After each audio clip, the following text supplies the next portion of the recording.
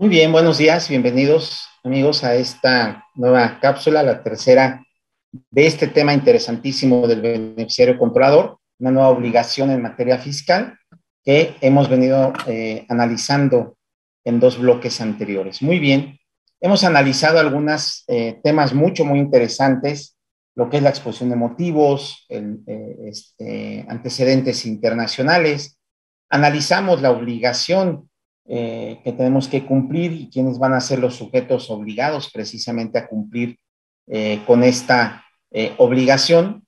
En el bloque anterior pudimos identificar precisamente quiénes deben de ser considerados de conformidad con el artículo 32b Quater como beneficiarios controladores. Hablamos del tema de las personas físicas, que son las que obtienen el beneficio derivado de su participación, o quienes ejercen en última instancia los derechos de uso, goce, disfrute, aprovechamiento, disposición de un bien.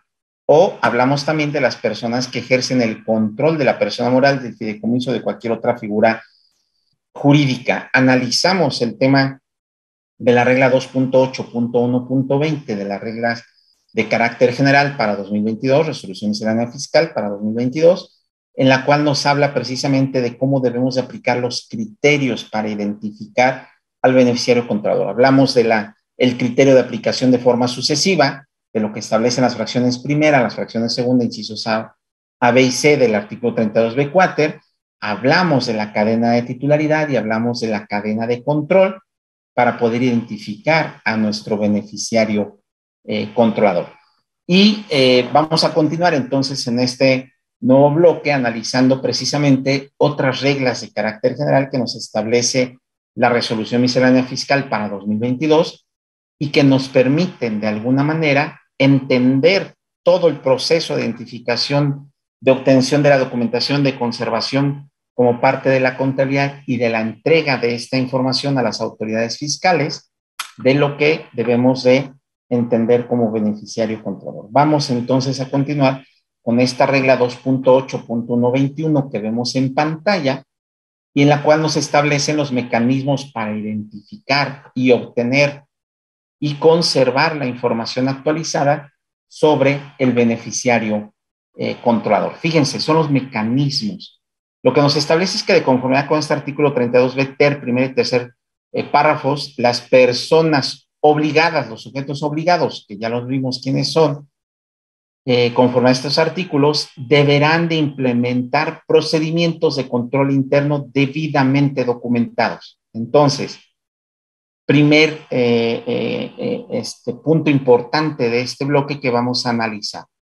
Estamos obligados, si somos sujetos obligados a identificar a nuestro beneficiario controlador, ya sea porque soy una persona moral, porque soy una fiduciaria, porque soy un fideicomitente, porque soy un fideicomisario, porque soy una parte contratante o un integrante de cualquier otra figura jurídica, o porque soy un notario, porque soy un corredor público, o soy cualquier otra persona que interviene en la formación o celebración de contratos o actos jurídicos que den lugar a la constitución de dichas personas o celebración de fideicomisos o celebración de cualquier otra figura jurídica. Entonces, mi obligación primigenia también es implementar los procedimientos de controles internos debidamente documentados para poder identificar, para poder cumplir con esta obligación. Y entonces aquí nos enfrentamos a que no nada más es llegar, sentarme y a ver, oye, pásame tus actas, pásame. No, espérame, establece el procedimiento de control interno. ¿Y qué crees? Debe de estar debidamente documentado. Debe de constar, no lo dice así, pero en lo que nosotros conocemos comúnmente como un manual de procedimientos.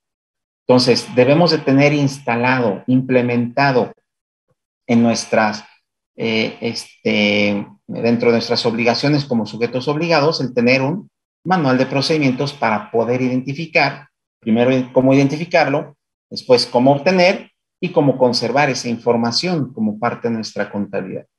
Y nos dice que estos procedimientos, oye, no me dice cómo hacerlo, es importante también. Oye, cada quien hace su manual como quiera, es como un papel de trabajo, no te dice cómo hacerlo. Oye, los papeles de trabajo forman parte de la contabilidad. ¿Y cómo se hace un papel de trabajo? Como tú quieras, siempre y cuando pues, puedas identificar, puedas señalar, puedas establecer los procedimientos, las operaciones aritméticas, lo que sea, para llegar al monto de las contribuciones que determinaste y que me estás pagando, ¿no? ¿De dónde vino la información? ¿Cómo se obtuvo? Etcétera. Forma parte del papel de trabajo. Bueno, No nos dice aquí cómo hacer ese manual de procedimientos de control interno. No me dice cómo documentarlo, pero sí me dice, estos procedimientos serán todos aquellos que sean razonables y necesarios para obtener y conservar la información sobre la identificación de los beneficiarios controladores y se consideran parte de la contabilidad que el SAT podrá requerir. Entonces no nada más me va a requerir la identificación como tal. Oye, aquí tengo un documento final donde yo plasmo quién es el beneficiario contador. Muy bien, Tomás, qué bueno que lo tienes. Media palomita, porque la otra mitad de la palomita es muéstrame tu procedimiento de control interno debidamente documentado para ver que fue razonable y necesario para obtener y conservar esta información que me estás entregando. ¿Y qué crees? Puede ser requerida por parte del SAT porque forma parte de la contabilidad de conformidad con la regla 2.8.1.21, ¿sale? Entonces, no perderlo de vista, establecer, implementar nuestros manuales, procedimientos de control interno, dejarlo documentado y eso la autoridad fiscal también el día de mañana va a decir, dame tu control interno, tu manual de control interno de procedimientos en el cual estableciste las reglas para poder identificar a tu beneficiario de control. Aquí está autoridad y aquí está la documentación que se obtuvo en base a esos procedimientos y en base a los requisitos que establece el 32B TER, 4 y 15 del Código Fiscal de la Federación. Y fíjense, nos dice para efectos de estos artículos 32B TER y 15 del Código Fiscal de la Federación, a efecto de obtener y conservar información sobre la identificación de los beneficiarios contadores, los sujetos obligados deberán cuando menos, y viene lo que debemos de cumplir cuando menos. Y esto debe de venir en el manual también. Imaginemos nuestro manual, claro que vamos a establecer este procedimiento. Identificar, verificar y validar adecuadamente al beneficiario controlador, ¿no? Ya dijimos hace rato, identificar, oye, ya sé que el beneficiario controlador, de acuerdo a los procedimientos y de acuerdo a las reglas que hemos comentado, es Juanito Pérez. Juanito Pérez, identifícate, ¿no? Ya me das tu identificación, lo verifico. ¿Qué debo de poner? Esta identificación, como yo voy a obtener una copia, primero, a mí me gusta ponerle la identificación, se validó contra el original, ¿sale? Se cotejó contra el original que se tuvo a la vista, firmita, ¿no? Aparte, se tuvo a la vista y se cotejó directamente con los rasgos físicos del beneficiario contador. Entonces lo verifiqué que fuera él, ¿no? Y para efectos de lo anterior, los sujetos obligados en un momento dado dice que requerirán a las personas que puedan considerarse como beneficiario contador, conforme a lo dispuesto en el 32B4, para que revelen su identidad y proporcionen la información que se detalla en la regla 2.81.22, que la vamos a analizar ahorita, ¿sale? Entonces, claro, una vez que yo de alguna forma identifico con documentación idónea quién es el beneficiario controlador, ahora sí, con fundamento del 32B, Quater, el Código Fiscal de la Federación y la regla 2.8.1.21, Juanito, en virtud de que te identifico como beneficiario controlador, te solicito, ¿no? Que me reveles tu identidad y proporciones la información que se detalla en la regla 2.8.1.21, que aquí a continuación te señalo. Ahorita la vamos a analizar, esa regla 2.8.1.21. Y obviamente también dentro de las obligaciones que tengo yo que hacer, aparte de identificar, verificar y validar adecuadamente, pues es obtener, conservar y mantener disponible. Siempre es lo importante. Oye, Tomás, qué bueno que obtuviste, conservaste, pero ¿qué crees? El día que la autoridad viene y te lo pide, no está disponible. Entonces, claro que debe estar disponible siempre la información. Y fíjense, fidedigna, ya lo dijo el Código Fiscal de la Federación. Ya sabemos que es fidedigno, que sea real, que sea de alguna forma no información fabricada, falsa, etcétera, ¿no? Que sea completa. Oye, si el comprobante de domicilio dice hoja 1 de 2 y hoja 2 de 2, necesito la hoja 2 de 2. Oye, pero no te la di, Tomás, porque la hoja 2 de 2 viene en blanco. No importa, dámela, porque si no la información no está completa. ¿Sí me explicó? Oye, al momento de poner tu domicilio me pones Hidalgo 8. Oye, la colonia, no importa, es el centro y todo. No, no, ponle de tu letra que es Hidalgo 8, Colonia Centro, ¿no? Para que esté la información completa, adecuada. ¿Cómo saber cuál es la información adecuada, no? Oye, Tomás, Juanito Pérez, identifícate. Ya te determiné que tú eres el beneficiario controlador. Identifícate. Sí, aquí está mi identificación. ¿Y cuál es, no? la tarjeta del club de compras, ¿no? O mi identificación de la primaria. O sea, perdóname, pero no es la adecuada. Juanito, necesito una información que sea adecuada, precisa, ¿no? Exactamente, tenemos que señalar cuál es la información que se está dando y que precisamente esa información sea exactamente compatible con quien estamos identificando. Oye, Juanito, me estás dando un comprobante de domicilio que está a nombre de quién sabe quién. Ah, es que es mi suegra. Bueno, entonces vamos a precisar la información y vamos a ponerle que el comprobante no viene a tu nombre porque bajo protesta de decir verdad está a nombre de tu suegra y vamos a tratar de comprobarlo en la medida de lo posible, cuando menos tu manifestación. Actualizada, ¿no? Comentábamos hace rato el tema de actualizada. Oye, mi obligación de identificarte, Juanito, fue desde el 1 de enero de 2022, ¿sale? Ok. Y te estoy identificando ahorita, en junio del 22, porque apenas me puse las pilas, perdón la expresión, y apenas estoy identificando. Y ya identifiqué que eres tú, Juanito. Dame tu identificación, Juanito. Ok, me das tu identificación, pero resulta que dice fecha de expedición de tu identificación, 31 de mayo, ¿no? Oye, 31 de mayo, no cumplí cuando a partir del 1 de enero debí de haberte identificado. Oye, Juanito, entonces no me sirve mucho esto, necesito otra que debiste haber tenido en enero. ¿Es para atrás o para adelante?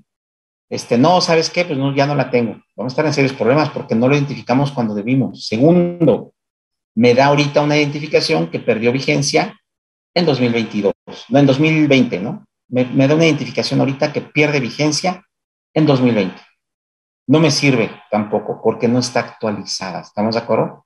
Acerca de los datos de identidad del beneficiario controlador, los demás datos que vamos a ver ahorita en la regla 28122, y deben de establecer los procedimientos para que las personas que puedan considerarse beneficiarios controladores proporcionen información actualizada, tales, así que como les informen de cualquier cambio. Entonces, en mi manual, en mis formatos, también tienen que decir, Juanito, ya te identifiqué, fírmale aquí y fírmale la parte donde dice que estás obligado a informarme cualquier cambio de tu condición. Vendiste acciones, dejaste de ser administrador único, infórmame, ¿sale? Infórmame de tu condición o te cambiaste de domicilio, etcétera, etcétera, ¿no? Conservar la información del beneficiario controlador, de la cadena de titularidad, la fracción tercera de la regla 28121 y de la cadena de control. Hay que conservar la documentación que sirva de sustento para ello y la documentación comprobatoria, ya lo dijimos hace rato, de los procedimientos de control interno. ¿A qué se refiere el primer párrafo de esta regla? Durante el plazo que señala el artículo 30 de Código Fiscal de la Federación. El artículo 30 nos señala el plazo general de conservación de la contabilidad. Plazo general, 5 años, siempre y cuando no hayan caducado las facultades de comprobación de la autoridad.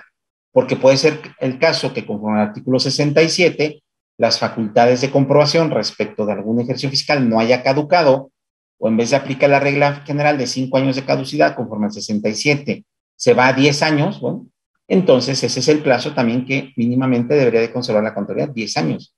Recordemos, en términos generales, el plazo empieza a contar a partir de que se presenta la declaración del ejercicio al que corresponda conservar la contabilidad. Pero no olviden, no es materia de este tema y con esto quiero concluir ese tema de la conservación de contabilidad porque me podría ahondar mucho. Hay una parte de ese artículo 30 de Código Fiscal de la Federación donde dice que tratándose de actos cuyos efectos fiscales se prolongan en el tiempo, el plazo para conservar la contabilidad comienza a contarse a partir del último ejercicio fiscal en que dichos actos surtieron efectos. Oye, entonces tú sigues siendo beneficiario controlador 2022, 23, 24, 25, 26, 27, 28, 29, 30, 31, 30. Se prolongó en el tiempo tu calidad de beneficiario controlador. ¿Le será aplicable ese párrafo? En mi opinión, me parece que sí.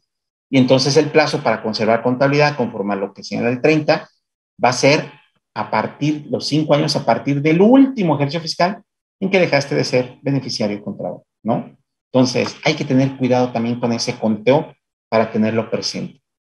Nuestra obligación es proporcionar, permitir el acceso a las autoridades fiscales y otorgar todas las facilidades para que accedan a esa información, a esos registros, a esos datos, a esos documentos relativos a los beneficiarios controladores, ¿sale?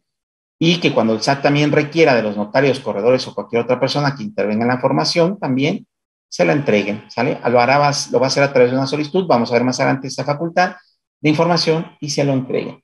Y también las entidades financieras y los integrantes del sistema financiero para fines de la impuesto de renta van a cumplir con las obligaciones en materia de beneficiario contador de conformidad con los que establecen los anexos 25 y 25 bis, que establecen estándares y obligaciones específicas para esas entidades respecto de la identificación y reporte de cuentas bancarias, de las cuentas bancarias en términos generales, de conformidad con el Código Fiscal de la Federación. Muy bien, vamos a hacer una pausa, terminamos esta parte y regresamos en el siguiente bloque, siguiendo analizando esta figura importante del beneficiario contador. Vamos a la pausa y regresamos. Los negocios en el mundo se han hecho igual durante siglos. Un empresario tiene un producto o servicio, alguien lo compra y si el producto es bueno, el negocio crece. Siempre hemos pagado impuestos, realizando facturas, cobrando y llevando un control administrativo. Pero algo cambió en los últimos años. Las empresas se volvieron más ágiles y flexibles. Los empresarios ahora tienen su negocio desde su casa, desde un café o del lugar que ellos deseen. Compagui camina de la mano de las nuevas formas en las que el mundo se mueve. Y hoy lanza al mercado su producto insignia, Compagui Contabiliza. Creada bajo los más altos estándares de tecnología de Microsoft. Desde ahora, un contador o administrador puede trabajar y al mismo tiempo colaborar con cualquier miembro de ese equipo, incluyendo al dueño de la empresa. Con Contabiliza se potencializa el software favorito de los contadores, porque ahora está en la nube. Con Contabiliza de Compagui, ahora más felices donde quieras. Si tienes empleados, pagas sueldos y quieres llevar el cálculo de la nómina sin complicaciones, para ti hemos creado Compact y Personia, el nuevo sistema en la nube que simplifica el pago a tus trabajadores y calcula la nómina en cualquier momento y lugar. Con Compact y Personia, cumple con las obligaciones fiscales del ISR e IMSS y obtén cálculos correctos. Emite CFDI de pago de nómina de manera ilimitada, sin complicaciones ni largos plazos. Controla los periodos calculados y timbrados e identifica los recibos de pago que no están timbrados. Calcula y ten información al instante de los créditos de tus empleados con su Fonacot e Infonavit. Además, personaliza conceptos en las percepciones al indicar su clave SAT. Compact y Personia en automático te hará su conversión fiscal. Porque no importa la cantidad de personal ni el tamaño del negocio, la nómina deberás calcular. Contamos con diferentes ediciones. Elige la opción que mejor se adapte a tus necesidades. Contacta a tu distribuidor o llámanos.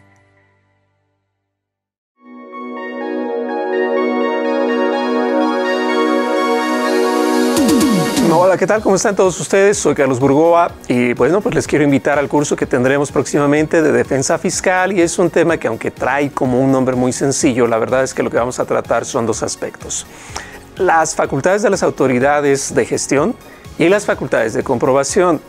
Dicho en otras palabras, a la antigüita estábamos preparados para una auditoría y quizás esta nunca llega. Entonces, ¿qué ha pasado en la práctica? En la práctica el SAT es más efectivo cobrando sin auditoría que con auditoría. ¿No me lo creen? Piensen en la cancelación de sellos, en las famosas listas del 69B. Y bueno, pues como eso tantas cosas y desde luego también puede suceder dentro de auditoría. ¿Por qué no? Entonces vamos a tocar a ambos extremos. Yo recuerdo una frase del fútbol que bien aplica para lo fiscal. La mejor defensa es el ataque. No quiere decir ir a ser imprudentes, sino al contrario. Estar preparados y lo más interesante, saber desde luego aplicar las leyes, porque todo mundo lo realiza de una manera tan empírica que nos acostumbramos a los vicios que vamos a platicar precisamente en este curso. Y la verdad es que ante todo pues están las reglas, porque no es lo que yo quiera ni lo que quiera el fisco, es lo que marca la ley. ¿Y qué marca la ley? Bueno, pues muchas veces nos olvida.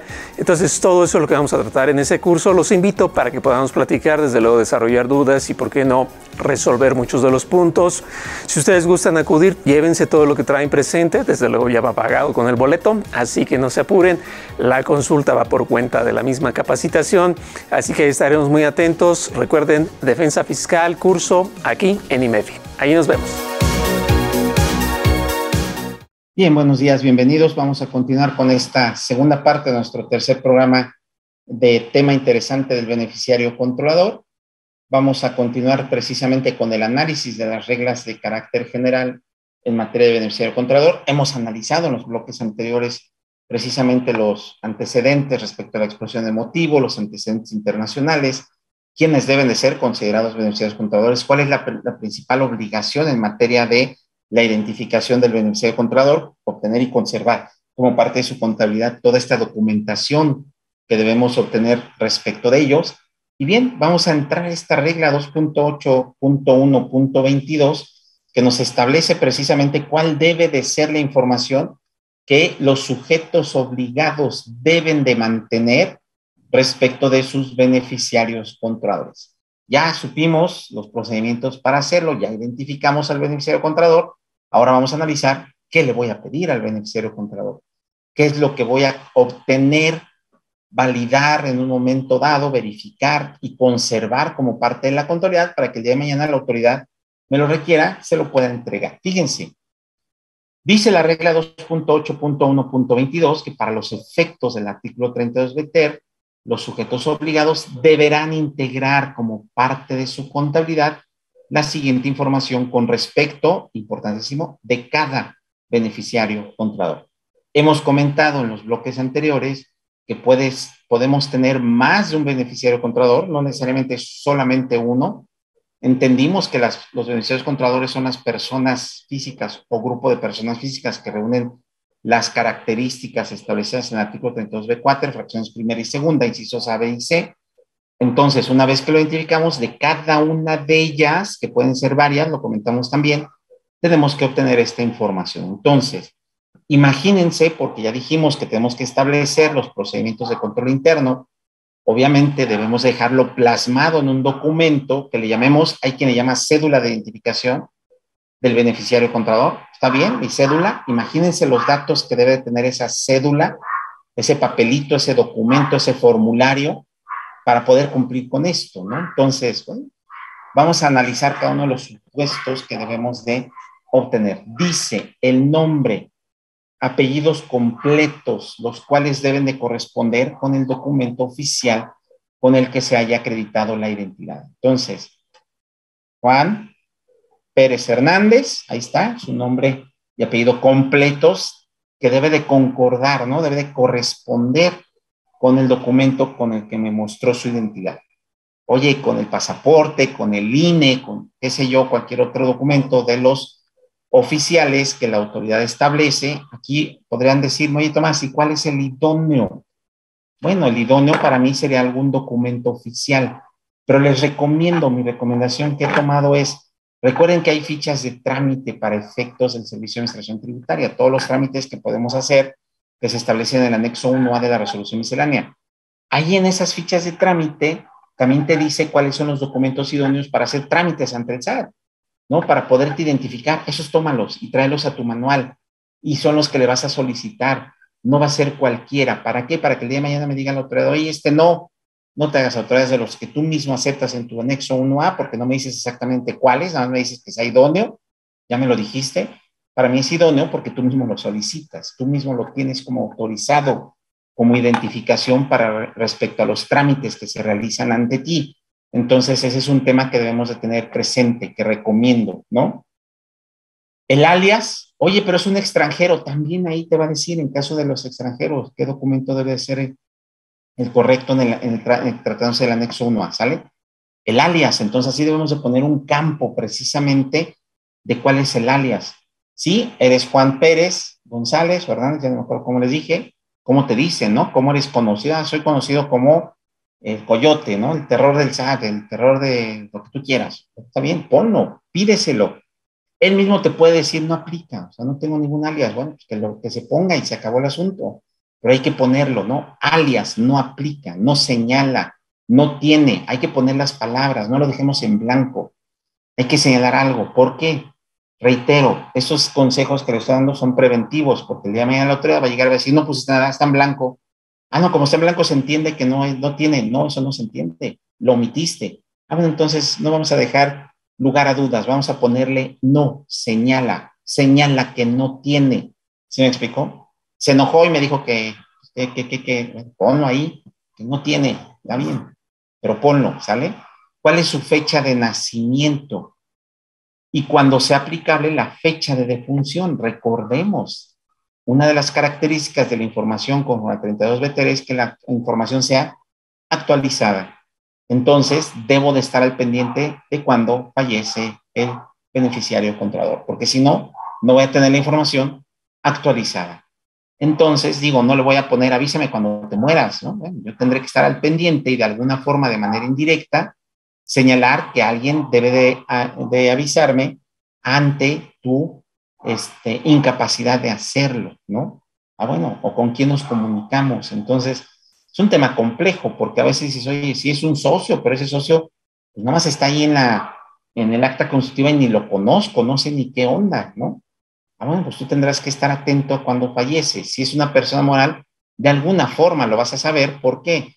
Porque te aseguro que se van a aparecer precisamente a una asamblea los beneficiarios, los herederos de las acciones, precisamente para personarse, presentarse ante la asamblea y decir, falleció mi papá, falleció mi abuelo, qué sé yo, y ahora yo soy el heredero de las acciones y ahora yo debo de figurar como socio y solicito al Consejo de Administración, el presidente del Consejo de Administración, administrador único, que me inscriban los libros sociales en el registro de socios accionistas como tal, ¿no? En virtud de este acto. Ah, bueno, eso tendrá impacto en el tema de la identificación del beneficiario controlador, ¿sale? ¿Cuál es su sexo? ¿Cuál es su país de origen y nacionalidad? Importante. En caso de tener más de una, identificarlas todas. Puede tener más de una nacionalidad, ¿sale? País de origen, ¿no? Donde nació, pero puede tener más de una nacionalidad. Oye, nació en Suiza. Pues de entrada podría ser decir que es ciudadano suizo porque nació en Suiza, pero a lo mejor renunció a su nacionalidad y a lo mejor se hizo ciudadano español. O aparte, como tiene padres, qué sé yo, sudafricanos, ¿no? Aparte de la nacionalidad suiza, tiene nacionalidad también sudafricana por respecto de los padres. Oye, pero aparte se casó con una mexicana. Entonces tiene nacionalidad suiza, sudafricana y mexicana. Por el simple hecho de casarse también a lo mejor la tiene. Entonces, habría que analizar y preguntar todo ellos. Oye, ¿tienes más de una? Sí. Dame tu país de origen y nacionalidad. Pero no nada más nos quedemos en que nos la diga, que la demuestre. Para mí es importante que la demuestre. Más vale, oye, Tomás, pero no dice que obtengas esa información respecto de la nacionalidad. Acá te dice que es respecto de su identidad, ¿no? La regla 2.8.1.21. Bueno, pero también te dice que debes obtener en la fracción segunda, conservar y mantener disponible la información fidedigna completa, ¿no? Adecuada, actualizada acerca de los datos de identidad, fíjense, y demás datos que se establecen en la regla 28122. Bueno, entonces, no me quedo con que tú me digas que eres suizo, sudafricano y mexicano. Demuéstralo, dame los documentos te voy a dar el pasaporte suizo. Bien, ¿es idóneo? Sí, claro. Te voy a dar el pasaporte sudafricano, perfecto, y te voy a dar el pasaporte mexicano, perfecto, con eso me queda, ¿sale? Hay que identificarlas todas. ¿Cuál es tu CURP o tu equivalente tratándose de otros países o jurisdicciones, ¿no? Tu cédula de identidad sería la CURP, ¿ok? En otros países europeos, por ejemplo, está bien, el que sea el equivalente. ¿Cuál es tu país o jurisdicción de residencia para efectos fiscales? Importante, no confundir con el país de origen ni confundir con la nacionalidad. Hay reglas específicas establecidas en el artículo 9 de Código Fiscal de la Federación para identificar la residencia fiscal de una persona, tratados internacionales o las leyes respectivas de los países de los cuales ellos sean residentes. Oye, es que yo conforme a mi ley francesa soy residente para efectos fiscales en Francia. Y sí, Tomás, sí tengo la nacionalidad suiza, tengo la nacionalidad mexicana, tengo la nacionalidad sudafricana, pero soy residente para efectos fiscales en Suiza, o en Países Bajos, o en Tombuctú, o en Islas Caimán, o en las Bahamas, qué sé yo, ¿no? Estoy buscando paraísos fiscales. Bueno, identifica cuál es su residencia. ¿Cuál es el tipo y número o clave de la identificación oficial? Creo que no merece mayor comentario, ¿no? ¿Cuál es la clave en el RFC, el número de identificación fiscal o su equivalente en caso de ser residente en el extranjero para efectos fiscales? ¿Cuál es su estado civil? Con identificación del cónyuge, importantísimo. ¿Cuál es su estado civil? Soltero. Entonces no identifico a nadie, ¿no? Sí, porque a lo mejor tiene concubina, fíjense. Identificación de la concubina o concubinario, de ser aplicable. Entonces tengo que preguntarle eso. ¿Cuál es su estado civil? Soltero. ¿Tienes concubina o concubinario? ¿Qué te importa? No, no, sí me importa porque la ley me establece esta obligación, la regla de carácter general 2.8.1.22. Necesito que me lo digas. No, no tengo. Bueno, se acabó el asunto. Él lo está manifestando. Inclusive al final de la cédula, donde recabamos esta información, yo les reitero que diga y que firme el Universidad de Control, que diga manifiesto bajo protesta de ciberseguridad que los datos aquí asentados son correctos. Estamos de acuerdo, todos y cada uno de los datos aquí asentados, y la documentación aportada es fidedigna, es idónea, es actualizada, bla, bla, bla, ¿no? Lo que nos pide el código hay que ponerlo, me gusta ponerlo para poder dejar evidencia de que, oye, Tomás, es que sí tiene concubina. Bueno, pues a mí no me lo dijo, tampoco le iba a hacer manita de puerco en el momento para que me lo dijera. Oye, pero la concubina la tuvo un año después de esto. Aguas, hay que mantener actualizada la información. Entonces, casi que le tengo que decir, si se te ocurre casarte o tener una concubina, me tienes que avisar, ¿vale? Porque hay que modificar la información para mantenerla actualizada. Régimen patrimonial, ¿no? En caso de cónyuge, sociedad conyugal, o, o bienes separados, ¿no? Bienes mancomunados, etcétera, como lo conocemos comúnmente en nuestro país. ¿Cuáles son los datos de contacto? Correo electrónico y números telefónicos. Y aquí les reitero que vale la pena poner más de uno, ¿sale? Dame 2 o 3 correos electrónicos. ¿Para qué? Para que no haya pretexto el día de mañana de solicitar. Yo lo que me gusta hacer es, oye, las obligaciones son por ejercicio fiscal, pues sí. Entonces, mínimo antes del cierre del ejercicio, mandarle un correo y decirle, oye, tú eres beneficiario controlador de esta persona moral, bla, bla, como lo dejamos dicho el día 20 de mayo del 2022, ¿sale? Estamos por ahí a finales de noviembre, principios de diciembre. Tú debiste haber avisado si hay un cambio. Sin embargo, te recuerdo, por si se te olvidó, que me des, por favor, información, me confirmes si ha habido o no ha habido algún cambio. Y ya que te conteste, pero tienes 3 correos para que no diga el día de mañana, es que ese correo ya lo perdí, la clave ya no la tuve, la contraseña, lo que tú quieras y mandes, desapareció la plataforma que era el dueño de la cuenta de correo, ¿no? 3 correos, ¿sale? Números telefónicos para poder tener evidencia de cuál es mi domicilio, su domicilio particular y su domicilio fiscal, ambos, ¿sale? ¿Cuál es la relación que tiene con la persona moral o calidad que ostenta en el fideicomiso o la figura jurídica según corresponda? ¿Cuál es su grado de participación en la persona moral? Lo vamos a sacar obviamente también de las actas, ¿no? De las asambleas, etcétera.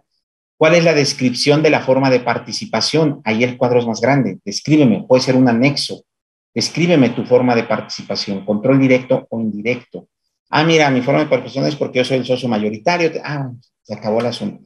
O mi forma de participación es porque yo soy socio de A, pero a su vez el socio de A son las personas morales B, y yo soy socio mayoritario de la persona moral B. Bueno, está bien. ¿Cuál es el número de acciones, partes sociales, la serie, clase? ¿Cuál es el lugar donde están las acciones o partes sociales en caso de que se encuentren depositados o en custodia? Sí están depositados ante la misma persona moral en el domicilio social porque mi aportación fue en especie. Y de conformidad con la Ley General de Mercantiles, la debe de mantener en depósito allá. O están depositados en un banco porque están en custodia, están lo que quieran y mandan, están embargadas, qué sé yo, ¿sale? ¿Cuál es la fecha determinada a partir de la cual adquiriste tu condición de beneficiario controlador en la persona moral, en fideicomiso o cualquier otra figura jurídica? En tu caso, proporcionar los datos mencionados en las fracciones que anteceden respecto de quién o quiénes ocupen el cargo de administrador único, ¿no? Hoy ya vimos que si no identificamos, pues entonces el administrador único va a ser, pero que me dé todos estos documentos, toda esta información que estamos señalando. ¿A partir de cuándo hubo modificación en la participación? ¿Cuál es el tipo de modificación? en la participación o control, y en su caso, cuál es la fecha de terminación de la participación o del control de la persona moral.